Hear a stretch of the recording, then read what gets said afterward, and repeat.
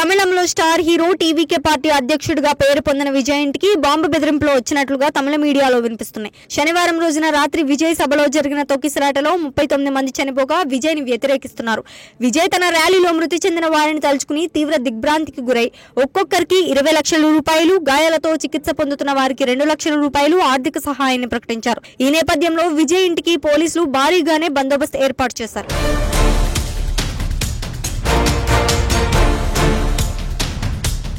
అయినప్పటికీ రోజు చెన్నైలోని ఈసీఆర్ నీలంకరణలో నివాసం ఉంటున్న విజయ్ ఇంటికి కొంతమంది దుండగులు బాంబులు పెట్టినట్లుగా రాష్ట్ర డీజీపీ ఆఫీస్ కు ఈమెయిల్ చేశారు.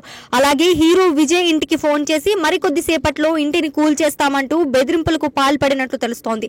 ఈ విషయం విన్న వెంటనే అధికారులు హుటాహుటిగా బాంబ్ స్వాడ్ తో హీరో విజయ్ ఇంటి లోపల బయట అణువణువు తనిఖీ చేశారు.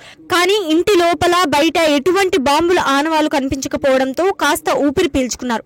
ఈ విషయం విన్న అభిమానులు కూడా మొదట ఆందోళన పడ్డా ఆ తర్వాత ఊపిరి పీల్చుకున్నారు.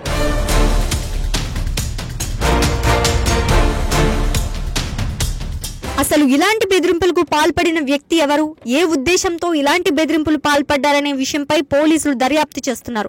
విజయ్ ర్యాలీలో తొక్కిసలాట జరిగిన తర్వాత చాలా మంది విద్యార్థి సంఘాలు కూడా పెద్ద ఎత్తున ధర్నాలు చేస్తున్నారు. ఇలాంటి సమయంలో బాంబు బెదిరింపు రావడంతో అధికారులు అలర్ట్ అయి హీరో విజయ్ ను సురక్షిత ప్రాంతానికి తీసుకువెళ్లినట్లు సమాచారం.